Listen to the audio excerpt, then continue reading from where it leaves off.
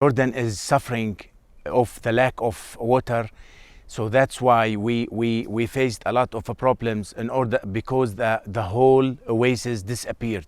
We succeeded to get some water and some life to the wetland again by support of the government, because we signed an agreement with them in order to get like 1.5 to 2.5 million cubic meter in order to maintain the current ecological situation in the reserve. So you have to collaborate with your governments. You have to also collaborate with your community and also community decision makers.